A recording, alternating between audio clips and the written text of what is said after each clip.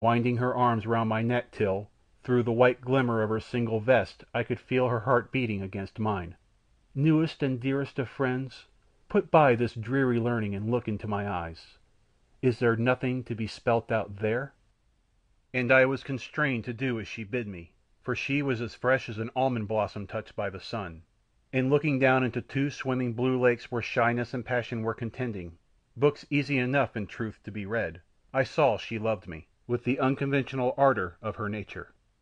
It was a pleasant discovery, if its abruptness was embarrassing, for she was a maid in 1,000, and half ashamed and half laughing I let her escalade me, throwing now and then a rueful look at the secret of the gods, and all that priceless knowledge treated so unworthily.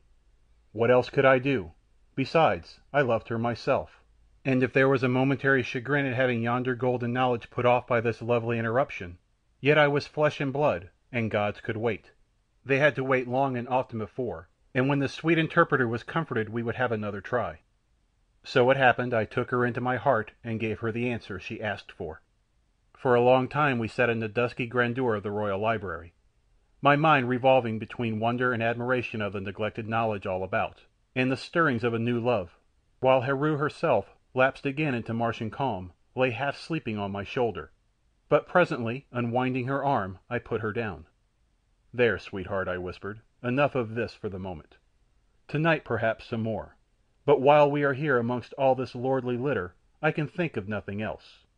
Again I bid her to turn the pages, noting as she did so how each chapter was headed by the coloured configuration of a world. Page by page we turned of crackling parchment, until by chance at the top of one my eye caught a coloured round I could not fail to recognise was the splinting button of the blue breast of the immeasurable that yesterday I inhabited.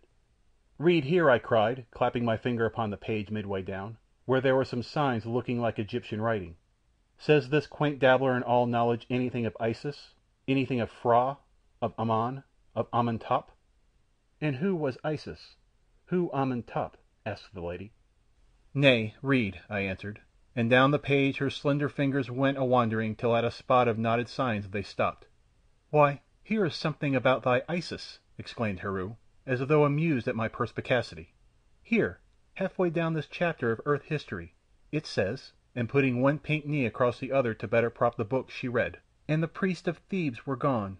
The sand stood untrampled on the temple steps 1,000 years.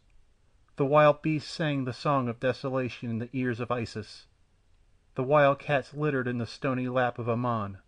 Aye, another 1,000 years went by, and earth was tilled of unseen hands and sown with yellow grain from paradise, and the thin veil that separates the known from the unknown was rent, and men walked to and fro."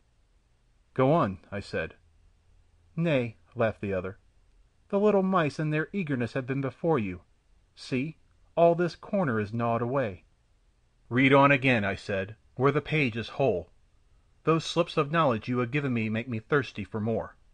There, begin where this blazonry of initialed red and gold looks so like the carpet spread by the scribe for the feet of a sovereign truth. What says he here?" And she, half pouting to be set back once more to that task, half wondering as she gazed on those magic letters, let her eyes run down the page, then began. "And it was the beginning, and in the centre void presently there came a nucleus of light, and the light brightened in the grey primeval morning and became definite and articulate, and from the midst of that natal splendour, behind which was the unknowable, the life came hitherward. From the midst of that nucleus undescribed, undescribable, there issued presently the primeval sigh that breathed the breath of life into all things, and that sigh thrilled through the empty spaces of the illimitable.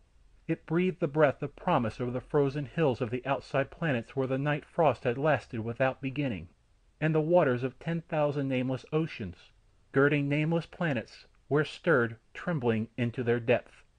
It crossed the illimitable spaces where the hurting aerolites swirl forever through space in the wake of careering world, and all their whistling wings answered to it. It reverberated through the grey waste of vacuity, and crossed the dark oceans of the outside, even to the black shores of eternal night beyond. And hardly had echo of that breath died away in the hollow of the heavens and the empty wombs of a million barren worlds, when the light brightened again, and drawing in upon itself became definite and took form, and therefrom, at the moment of primitive conception, there came—" And just then, as she has read so far as that, when all my faculties were aching to know what came next. Whether this were but the idle scribbling of a vacuous fool, or something else, there rose the sound of soft flutes and tinkling bells in the corridors, as seneschals wandered piping round the palace to call folk to meals, a smell of roast meat and grilling fish as that procession lifted the curtains between the halls, and "Dinner!" shouted my sweet Martian, slapping the covers of the Secrets of the Gods together, and pushing the stately tome headlong from the table. "Dinner! 'Tis worth 100,000 planets to the hungry." Nothing I could say would keep her, and scarcely knowing whether to laugh or to be angry at so unseemly an interruption, but both being purposeless I dug my hands into my pockets, and somewhat sulkily refusing Heru's invitation to luncheon in the corridor, navy rations had not fitted my stomach for these constant debauches of gossamer food, strolled into the town again in no very pleasant frame of mind. Chapter 7